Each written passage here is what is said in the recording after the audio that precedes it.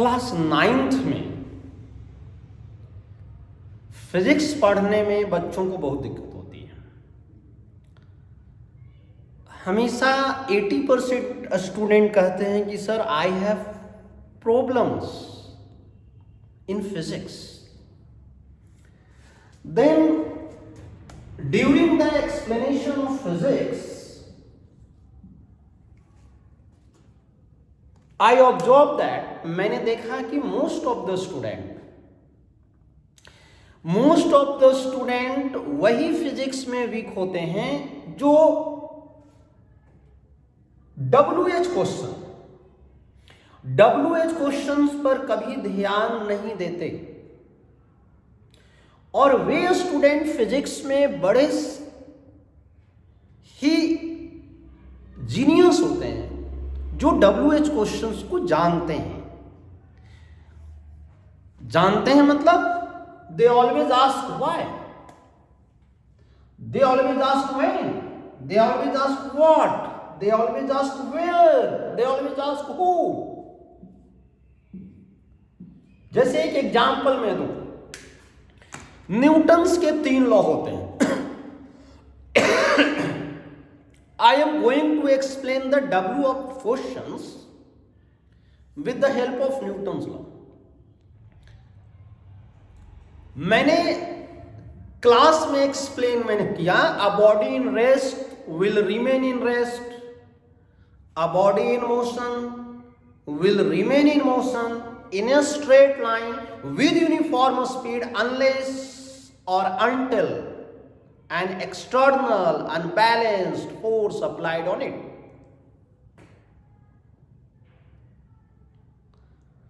जो बच्चे mediocre type के थे, फिजिक्स में उतने स्ट्रांग नहीं थे या उनको इंटरेस्ट नहीं आता था, उन बच्चों ने इसे याद कर लिया, पूछा नहीं, और even they never try to understand.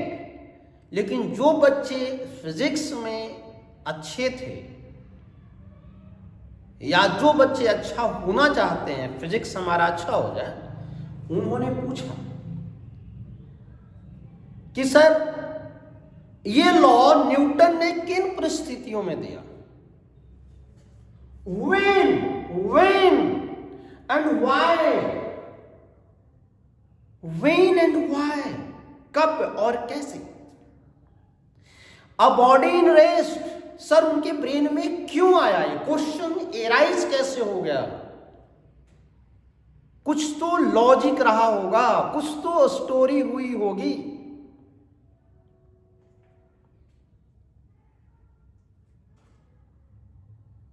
तो I explain all the stories behind this loss.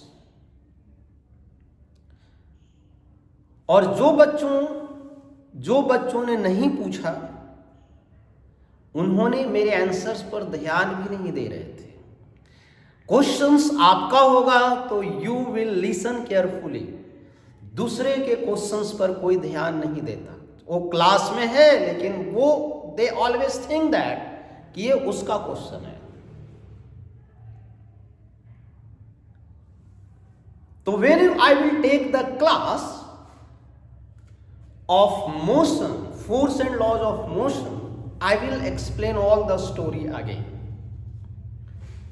उसके बाद न्यूटन सेकेंड लॉ में हमने जब एक्सप्लेन किया तो most of the student ask कि सर F इक्वल टू ए में कैसे होता है, derive it.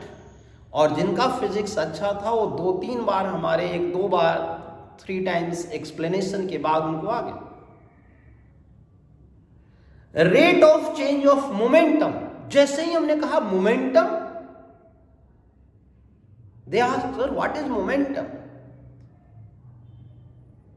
They try to know with the help of WH questions कि मोमेंटम क्या है। Rate of change of momentum of a body is directly proportional to applied and balanced force in the direction of the force।